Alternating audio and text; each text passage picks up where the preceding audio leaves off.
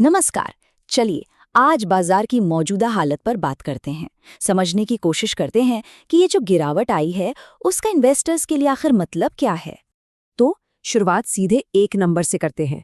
ये वो नंबर है जो आजकल बहुत से इन्वेस्टर्स को परेशान कर रहा है। पिछले 6 महीनों में ही निफ्टी स्मॉल कैप 100 इंडेक्स इतना नीचे आ गया है।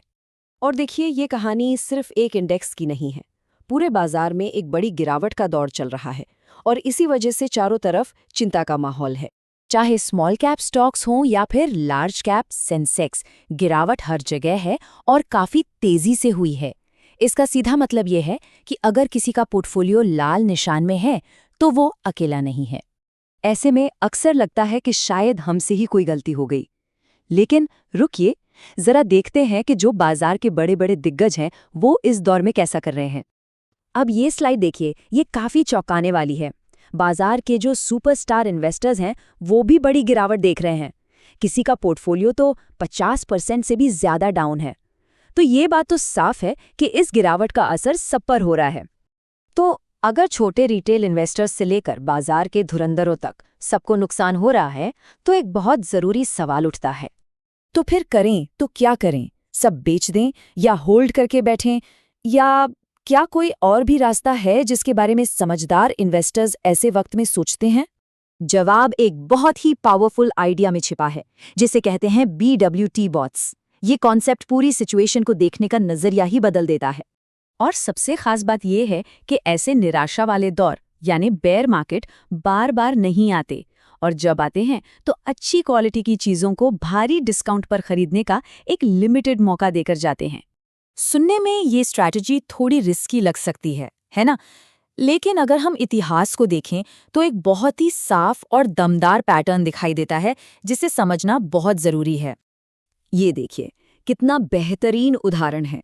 2022 में स्मॉल कैप इंडेक्स 30% क्रैश हो गया, लेकिन जिन लोगों ने उस गिरावट में हिम्मत दिखाकर खरीदारी की, उन्हें अगले 2 सालों में 120% से भी ज्यादा का रिटर्न मिला। और बिल्कुल यही चीज हमने 2020 की गिरावट में भी देखी थी। सेंसेक्स में 33% की डरा देने वाली गिरावट आई और उसकी ठीक बाद अगले 2 सालों में 116% की जबरदस्त रिकवरी हुई। तो डेटा हमें बार बार एक ही कहानी बताता है। मार्केट जितनी तेजी से नीचे गिरते हैं, अक्सर उतनी ही तेजी से वापस ऊपर भी आते हैं। चलिए अब आगे बढ़ते हैं और देखते हैं कि इस पूरी सीख को एक असली स्ट्रैटेजी में कैसे बदला जा सकता है, जिसे अभी इस्तेमाल किया जा सके। इसी सिद्धांत को अपनाकर हाल ही में मेरा अपना पोर्टफोलियो सिर्फ 5% डाउन है।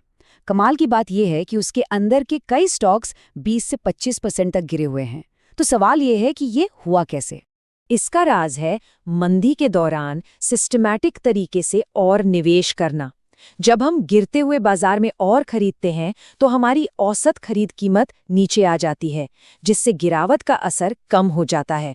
हाँ, लेकिन एक बात साफ है, ये स्ट्रैटेजी हर स्टॉक पर काम नहीं करती। इसके लिए कुछ शर्तें हैं। स्टॉक फंडामेंटली मजबूत होने चाहिए, उनकी कीमत सही होनी चाहिए, और हाँ, जब सब डर रहे हों तब खरीदने की हिम्मत होनी चाहिए। और ये भी मानना होगा कि कोई भी मार्केट का बॉटम परफेक्टली टाइम नहीं कर सकता। आखिर में सबसे बड़ी सीख यही है। ज्यादातर लोग तेजी के बाजार में यानी बुल रन में पैसा लगाते हैं, लेकिन बेयर मार्केट में लिए गए फैसले ही एक औसत इन्वेस्टर और एक स्मार्ट इन्वेस्टर के बीच का फर्क तय करते हैं। तो ये हमें एक आखिरी सवाल पर लाकर छोड़ देता है। ये जो गिरावट आई है, इसे एक खतरे की तरह देखा जाए या फिर एक सुनहरे मौके की तरह? शायद किसी का नजरिया ही उसकी आने वाली सफलता तय करेगा।